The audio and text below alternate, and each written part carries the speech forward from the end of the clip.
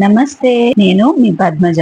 ఈ రోజు నేను మీకు ఈ వీడియోలో ఇన్స్టెంట్ గా చేసుకునే ఎగ్ గ్రేవీ కర్రీ రెసిపీని చూపిస్తాను. ఈ యొక్క గ్రేవీ తోటి 4 రకాల కర్రీస్ చేసుకోవచ్చు. ఈ గ్రేవీని చేసుకోవడం కూడా చాలా తేలిక. అన్నం, చపాతి, పుల్కాలు, ఏమన్నా పలావ్ లోకి సైడ్ డిష్ గా చాలా బాగుంటుంది. ఆలస్యం చేయకుండా ఈ సూపర్ టేస్టీ ఎగ్ గ్రేవీ కర్రీని చూసేద్దాము.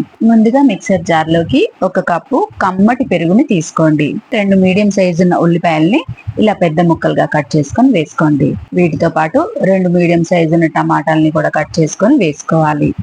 ఇప్పుడు ఇందులోకి ఒక 4-5 పచ్చిమిర్చిని కట్ చేసుకొని వేసుకోండి.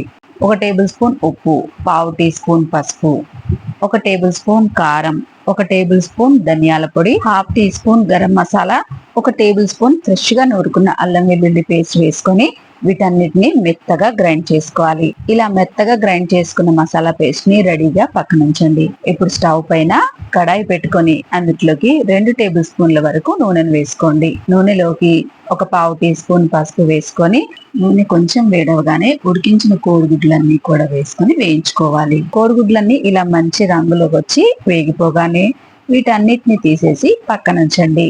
ఇప్పుడు ఇదే ఆయిల్ లోకి 1/2 టీ స్పూన్ సాజీరా వేసుకొని సాజీరా చిటపటలాడిన తర్వాత మనం రుబ్బి పెట్టుకున్న మసాలా పేస్ట్ అంతా కూడా ఈ ఆయిల్ లోకి వేసుకోవాలి. మిక్సర్ జార్ కడిగి 1/2 గ్లాస్ నీళ్లు కూడా ఇందులో పోసేసుకోవాలి. ఇప్పుడు ఇదంతా కలిసేలాగా ఒకసారి మంచిగా కలిపేసుకొని 2 నిమిషాల పాటు ఈ మసాలా పేస్ట్ ని ఇలా కలుపుకుంటూ వేయించుకోవాలి. స్టవ్ ని మీడియం ఫ్లేమ్ లో పెట్టుకొని మూత పెట్టేసి మధ్య మధ్యలో కలుపుకుంటూ 5 నిమిషాల పాటు ఈ గ్రేవీని ఉడికించుకోవాలి. 5 నిమిషాల తర్వాత మూత తీసి చూద్దామండి. చూడండి, ఆయిల్ అంతా ఇలా సెపరేట్ అయ్యి గ్రేవీ అంతా కూడా పచ్చివాసన పోయి మంచిగా ఉడికిపోయింది. ఇందులోకి మనం ముందుగా ఉడికించి వేయించి పెట్టుకున్న కోడిగుడ్లన్నీ ఇందులో వేసేసుకోవాలి. గ్రేవీలో మంచి సువాసన కోసం 1 స్పూన్ కసూరి మేతిని ఇలా నలుపుకొని వేసుకోండి. అలాగే 4 పచ్చిమిరపకాయలు, సన్నగా తరిగిన కొత్తిమీర కూడా పైనుంచి వేసుకొని ఇదంతా కలిసేలాగా ఒకసారి మంచిగా కలిపేసుకొని 2 నిమిషాల పాటు ఈ కోడిగుడ్లని గ్రేవీలో ఉడికించుకోవాలి.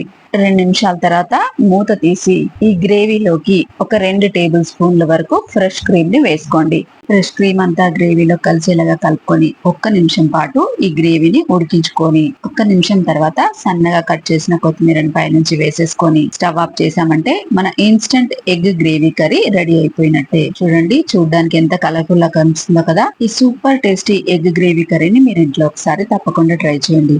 వీడియో నచ్చితే లైక్ చేయండి, షేర్ చేయండి, కామెంట్ చేయండి. మరిన్ని రెసిపీస్ కోసం నా ఛానల్ ని సబ్స్క్రైబ్ చేసుకోండి.